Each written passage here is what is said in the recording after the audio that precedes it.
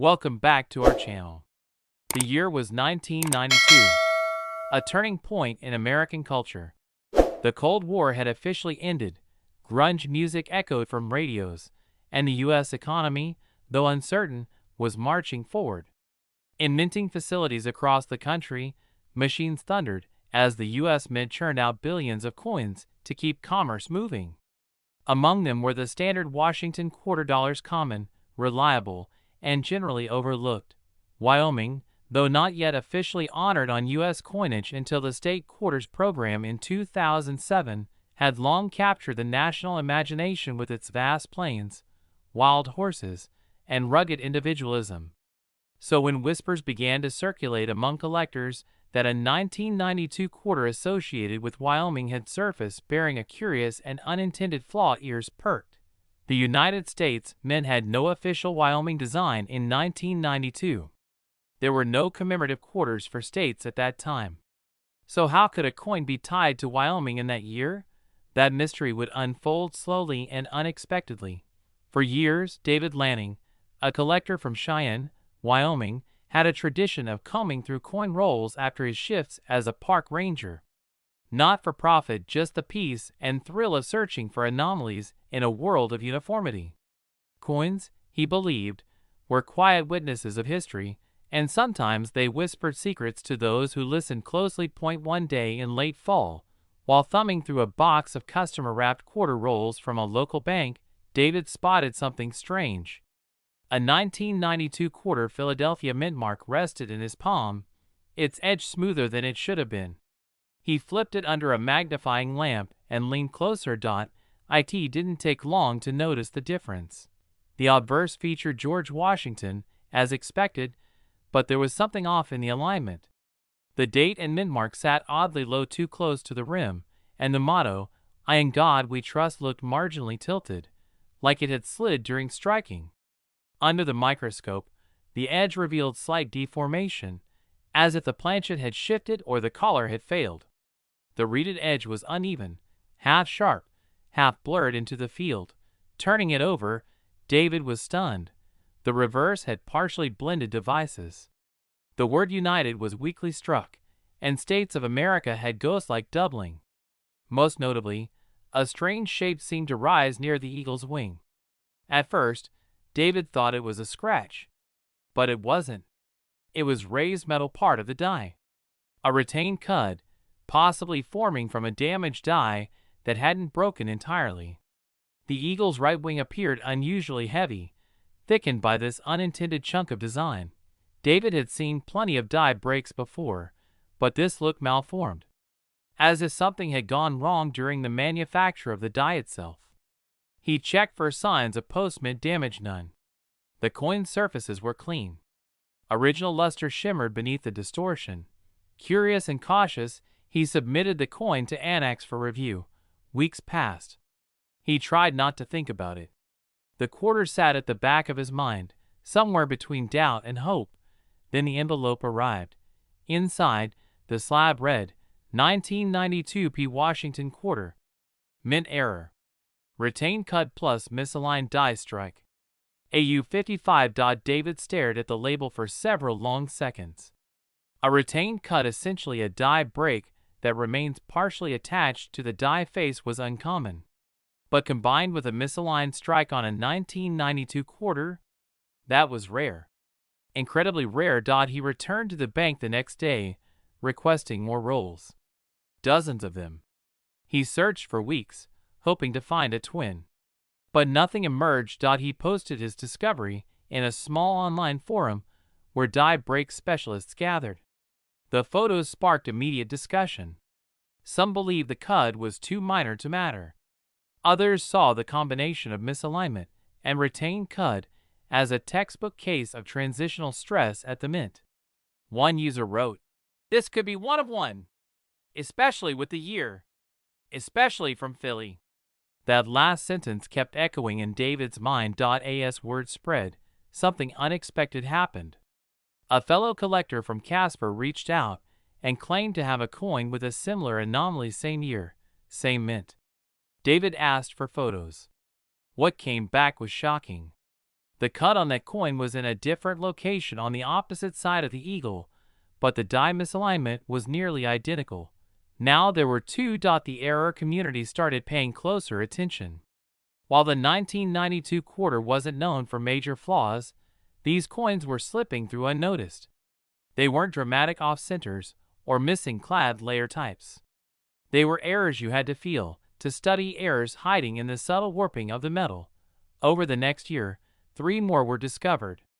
1 in Montana, 1 in Utah, 1 in Nebraska. All had been found in circulation. All shared eerily similar traits, cuts forming near the eagle's wings, and obverse where the legends and dates drooped unnaturally toward the rim. But here's where the twist came in. .1 coin, found in Laramie, had something even stranger, an extra metal blob beneath Washington's jawline. A prominent die chip, larger than the others. It gave the portrait a shadowy, almost doubled appearance. When submitted for analysis, the verdict was surprising. Not only was it a retained cut and misaligned die strike, but it had been struck on a planchet that hadn't fully expanded during annealing, resulting in light metal flow and uneven rim development. The term used in the grading notes was struck on pre-expanded clad planchet. Unclassified mint error. Unique. The Wyoming connection was growing stronger, not because the coin was minted in Wyoming, it wasn't, but because all known examples had emerged from the region. It hinted at the possibility that a small, flawed die run had somehow been routed into Federal Reserve circulation within the Wyoming banking network. It became a regional legend. Coin shops in Cheyenne and Jackson began offering premiums on any 1992 quarters brought in. Newspapers ran brief stories. "Is your quarter worth thousands?" they asked, half serious. By 2010, the known population of these error coins sat at 5. No more had been found. And as the state quarters program overshadowed earlier Washington quarters, interest in 1992 pieces dwindled, except among error specialists. David held onto his coin. He turned down offers over the years. A high-end collector once offered $7,500 for it. He declined. It wasn't until 2023, when a newly wealthy tech entrepreneur and avid coin collector and Wyoming native learned of the legend and offered David a private showing of the coin during a collector's retreat outside Jackson Hole. The moment was quiet, respectful. The collector examined the quarter with gloved hands, silent for a long time. Then he simply asked, "Would you consider selling it if it went to someone who grew up 5 miles from where it was found?" David hesitated. The collector opened a briefcase and placed a checkbook beside it. "Name your price." David had never imagined parting with it. But something in that moment, perhaps the idea that the coin would remain in Wyoming, perhaps that the legend could continue under someone who truly appreciated its uniqueness, made him speak a number he'd only whispered to himself once before. The check was written on the spot. $99,000 for a 1992 quarter, with no official Wyoming design, no grand media headlines, and no famous pedigree, just a quiet, hidden flaw discovered by a man with a lamp and a loupe. The coin that no one was looking for. The error no one expected. And the story that proved even the most ordinary of objects, in the most. It was the spring of 1998, and the United States Mint was operating at full tilt. The economy was booming, fueled by tech optimism and a rising stock market. There was an air of excitement in Washington as plans for the upcoming 50-state quarters program were nearing final approval. The first coin in that series wouldn't launch until 1999, but the groundwork was already being laid. Minting facilities in Philadelphia and Denver were issuing their standard Washington quarter dollars that year, all bearing the familiar reverse design, a stately eagle with outstretched wings, perched on arrows and olive branches. Nothing out of the ordinary. Or so it seemed.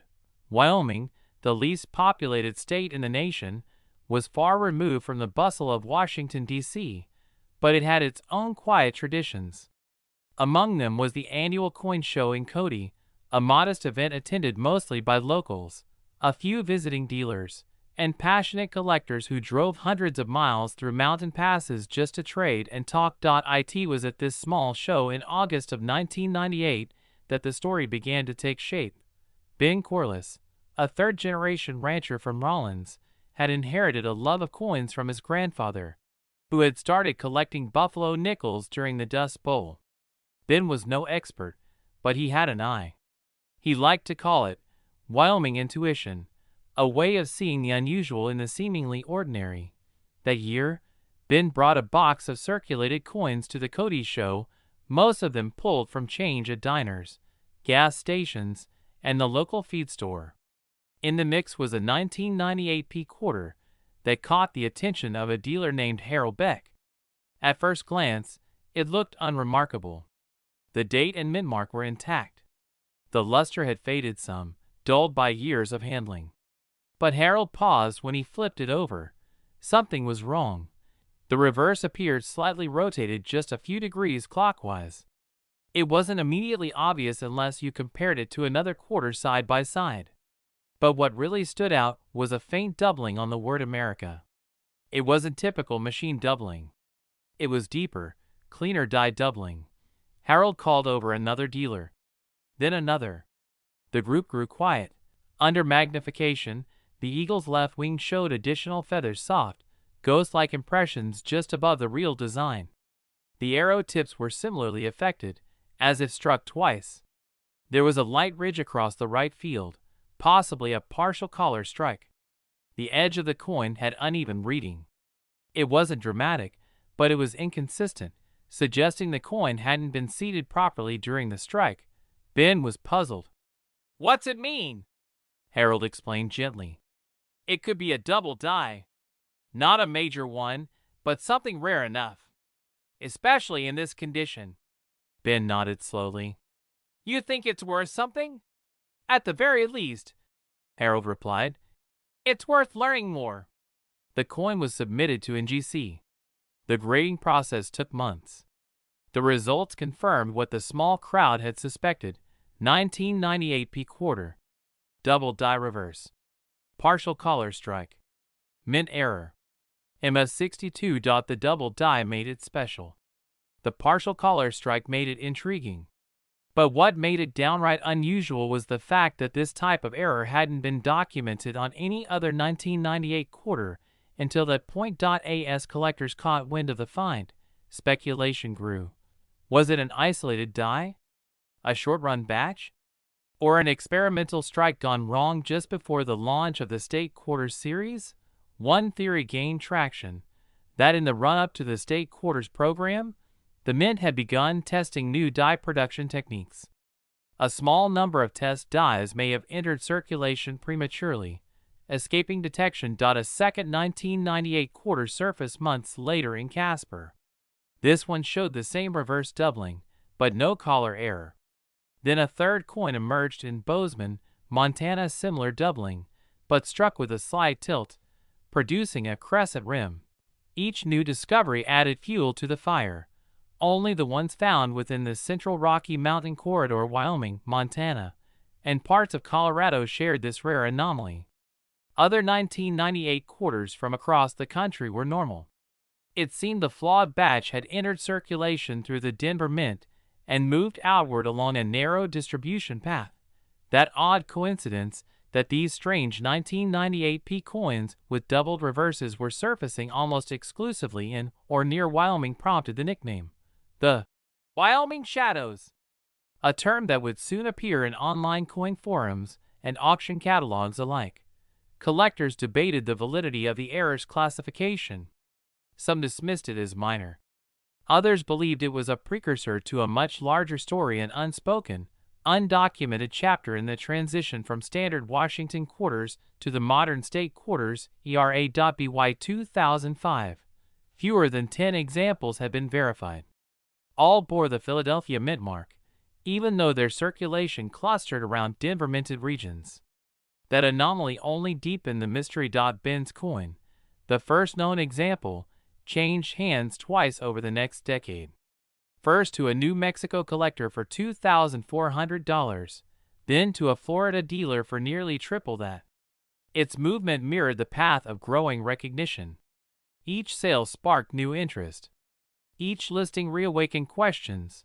Then came the twist. In 2017, a coin researcher examining old U.S. Mint records uncovered a short memo from the spring of 1998 referencing test dies prepared for alternative quarter specifications to be evaluated and decommissioned.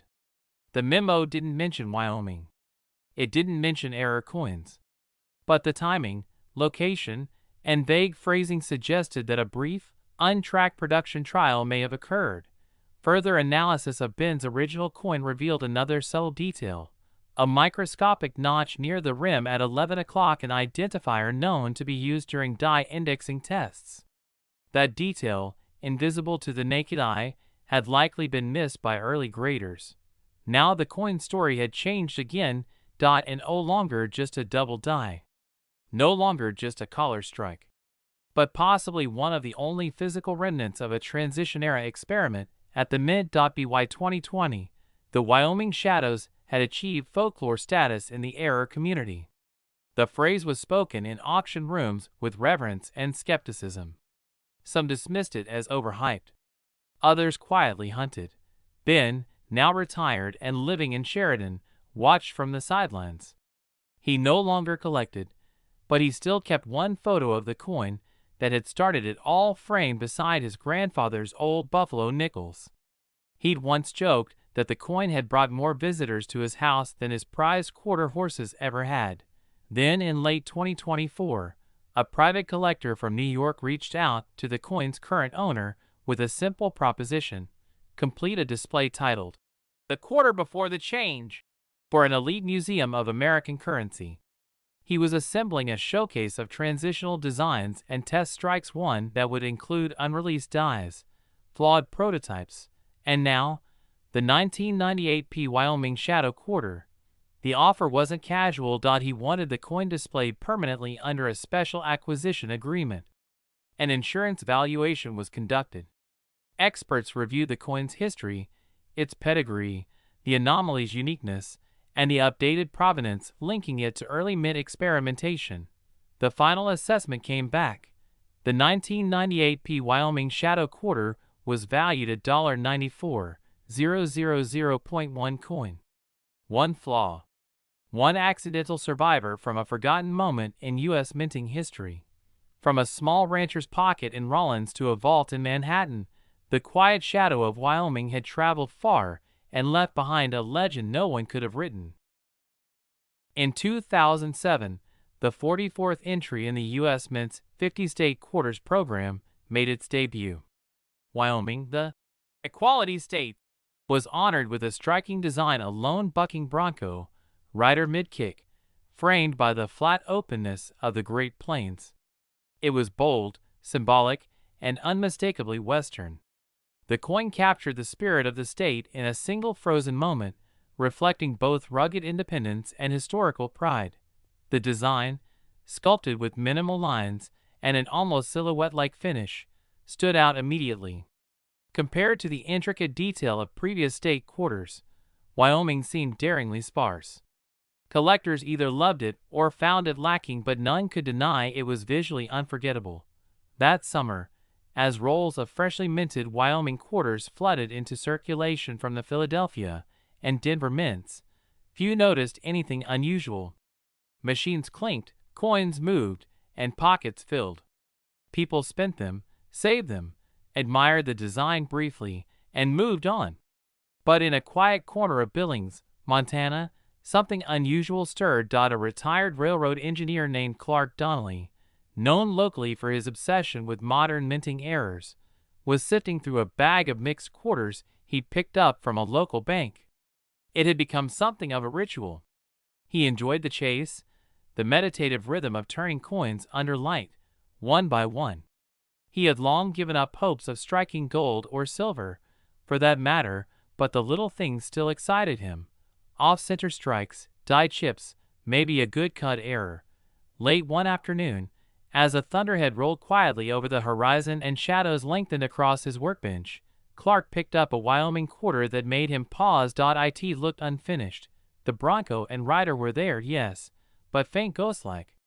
The details were soft, barely raised. The equality state was fully legible, yet the outer rim appeared swollen near the 10 o'clock mark, as if the metal had melted slightly outward during the strike. Under magnification, the anomalies multiplied. The date, 2007, was partially obscured by a light doubling effect. The D mint mark looked misaligned, positioned higher than normal. The obverse side of the coin Washington's profile was even stranger. There was a faint halo around his neck, a doubling of his collar, and what appeared to be a subtle die clash above his head, a shadowy remnant of the bucking horse, reversed and ghosted behind his scalp. Clark sat up straight. A die clash combined with weak strike pressure and rim deformation. That was no common mint flaw. Over the next 3 days, Clark compared the coin to every Wyoming quarter in his possession. None matched. He checked with online forums, posted high-resolution photos, and waited. The responses came quickly, and they were cautious. A few collectors suggested die fatigue. Others suspected a struck through grease error, a common mishap where debris on the die causes partial detail loss. But no one had ever seen a Wyoming quarter like this. And the die clash, faint though it was, changed the nature of the error completely. Clark sent the coin to Annex. Weeks passed. Then the certificate came back. 2007 D Wyoming quarter struck through grease on reverse die clash, misaligned die strike, a U58 mint error. It was an unusual trio. Not just one error, but 3 distinct anomalies on a single coin. Individually, none of the errors would command much attention. But together, in this context, on a coin from one of the most debated state quarter designs, it was something more.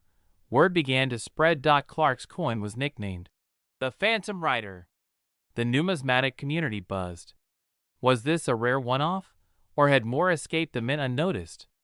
Wyoming's minimalist design might have helped this error pass through quality checks after all. Missing detail on a coin with so few fine lines could go easily undetected. Then came a twist no one expected. In November of 2007, a second coin surfaced in Laramie. This one showed similar strike weakness and a light obverse clash, but the mint mark was missing entirely. It hadn't worn off. It had never been there. Mint mark omission was rare in the modern era, especially after the automated die stamping changes of the 1980s. The coin was sent in. It was genuine. This second discovery prompted new investigations. Researchers began exploring whether Wyoming quarters had experienced localized production issues, perhaps at the Denver Mint due to changes in die hardness or improper planchet treatment. A pattern slowly emerged. Every Phantom Rider variant had originated within a narrow timeframe, June to August 2007, and only from the Denver Mint. Most were discovered in the northern Rockies, particularly around Wyoming, Montana, and Idaho.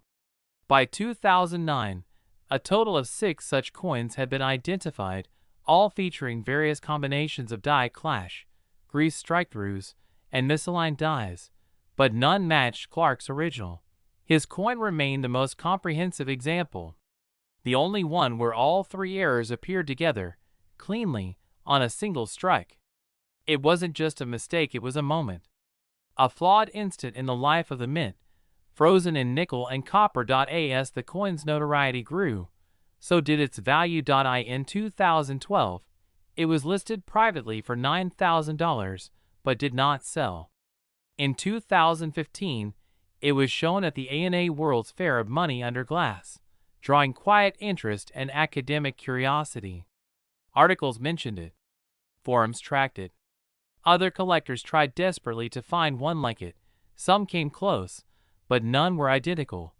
Then, in 2022, a numismatist from California specializing in modern U.S. coinage published a deep analysis of die errors from the 50-state quarters program. In a footnote, he referenced Clark's coin specifically.